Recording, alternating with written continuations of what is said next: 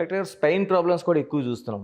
L1, L2, L3 అంటున్నారు. T1, T2, T3 అంటున్నారు. S1, S2 అంటున్నారు. ఇలా దాదాపు C1, C2 ఇలా అంటున్నారు. అంటే ఎక్కువ ప్రాబ్లమ్స్ ఎందుకొస్తున్నాయండి స్పైన్‌కి సంబంధించి మనం ఎలాంటి సమస్యలను గుర్తిస్తున్నాం టోటల్‌గా? స్పైన్ అంటే ఫ్రమ్ ద నెక్ ఉంటే సర్వైకల్ సి1 సి2 అండ్ కింది భాగాಗೆ L1 L2 L5 చెప్తారు బ్యాక్కే.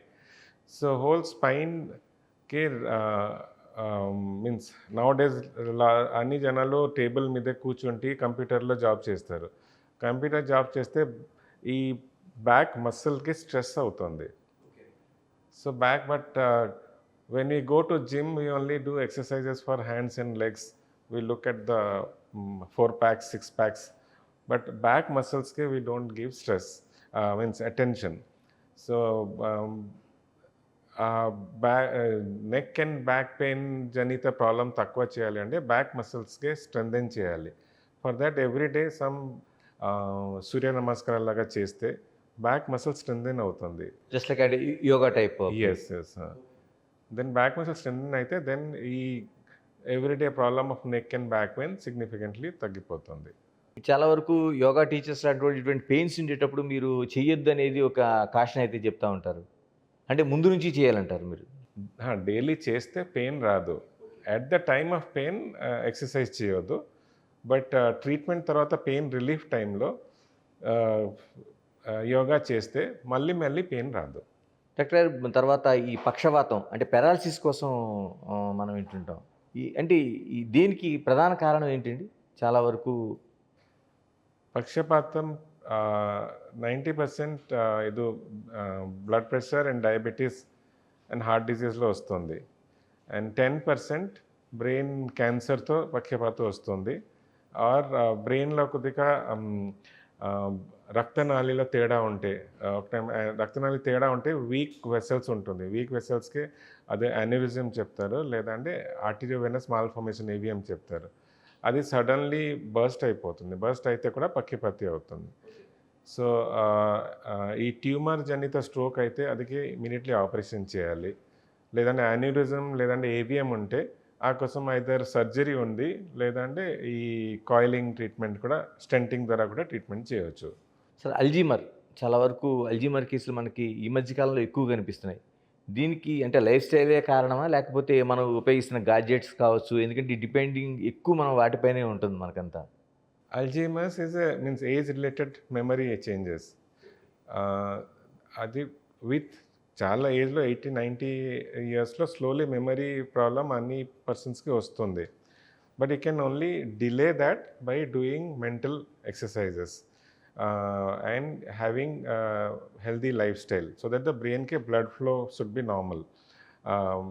అది బ్రెయిన్ కొలెస్ట్రాల్ అంటే ఉంటే బ్రెయిన్ బ్లడ్ ఫ్లో తగ్గుతుంది. Then all these changes will be faster. Like BP sugar ఉంటే మెమరీ ప్రాబ్లం కూడా తొందరగా వస్తుంది ఏజ్లో. So for that you should have a healthy lifestyle and plus mental exercises చేయాలి. If you don't mental exercise చేయలేదంటే కూడా memory తొందరే తగ్గుతుంది.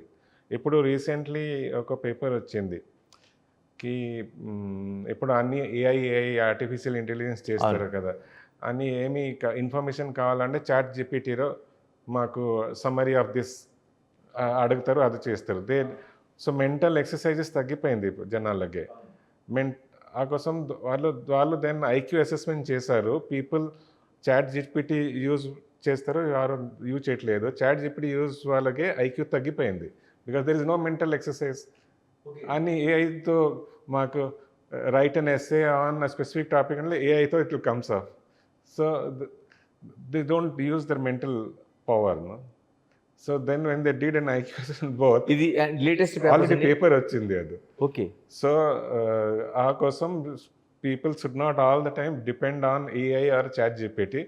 Then they'll develop definitely early dementia. మీరు చెప్తుంది వెరీ ఇంట్రెస్టింగ్. ఎందుకంటే మనం ఏం తీసినా చాట్ జీపీటీతోని అంటే చివరికి లీవ్ లెటర్ కూడా మనం చాట్ జీపీటీకి చెప్పే పరిస్థితి అలాగా చేస్తే బ్రెయిన్లో ఏమీ ఎక్సర్సైజ్ చేయలేదా అండి, బ్రెయిన్ డల్ అయిపోతుంది కదా. అండ్ ఇట్స్ లైక్ మీ ఎక్సర్సైజ్ చేయలేదా అండి, మసిల్ వీక్ అయిపోతుంది.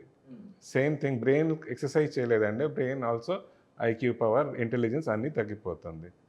So that is already published. అంటే అల్జీమర్స్ దీనివల్ల పెరిగే అవకాశం ఉంటుందండి. In future it may happen. We can just predict that it will increase if you are totally dependent on ChatGPT and AI. In future we will have memory problem ఇంకా 30, 40, 50 yearsలో start అయిపోతుంది, not at 60, 70 years. Sir మీరు చెప్తుంది చాలా very dangerous caution మనకి ముందు కనిపిస్తుంది. ఆ కోసం ఈ టీవీ ద్వారా మీరు ప్రమోట్ చేయండికి people should use their own intelligence and brain, natural intelligence, instead of artificial intelligence for their day-to-day activity. మరి ఎక్కడికక్కడ చాలా వరకు మనకు వస్తున్న సాఫ్ట్వేర్స్ కావచ్చు, మిగతా కావచ్చు, ఎక్కువ ప్రమోట్ చేస్తున్నది మీరు చాట్ జీపీటీని కావచ్చు, లేకపోతే ఆర్టిఫిషియల్ ఇంటెలిజెన్స్ని కావచ్చు, ఎక్కువ ప్రమోట్ చేస్తున్నారు. Artificial intelligence is better wherever. అది మీకు ఎక్కువ పని ఉంది, ఎక్కువ జనరల్లీ మేనేజ్ చేయాలి అంటే then chat GPT means artificial intelligence will help in faster information, faster recovery. But day to day యాక్టివిటీలో use natural intelligence, not artificial intelligence. Doctor ఇంకొక ఇంట్రెస్టింగ్, అంతకుముందు మనకి మూర్ఛ అనేది ఒకటి కనిపించేది, మెడలో బోర్డులు వేసుకొని వాళ్ళు ఈ మూర్ఛ రోగి పడిపోతాడనేది. ఈ మధ్య కనిపించడం లేదు అది అంతగా. అంటే ఆ రోగం తగ్గిందా, లేకపోతే ఏమైనా దానికి ఏమైనా ఒక రెమెడీస్ ఏమైనా వచ్చినాయా, ఎందుకని అంత ముందులాగా కనిపించడం లేదు? మనం దాదాపు ఒక 30 years బ్యాక్ వెళ్తే మెడలో బోర్డు కూడా ఈయన మూర్ఛ రోగి, జస్ట్ హెల్ప్ మీ అనేది ఉండేది మనకి ఒకసారి. అది ఇది తగ్గలేదు, మూర్ఛల్లోకి తగ్గలేదు. బట్ ఓన్లీ డిటెక్షన్ రేట్ ఇప్పుడు అన్ని మీన్స్ న్యూరాలజిస్ట్ ఎన్ని డిస్ట్రిక్ట్లో అవైలబుల్ ఉన్నారు. సిటీ స్కాన్ కూడా every district has a CT scan. So detection rate has become more and so treatment is available.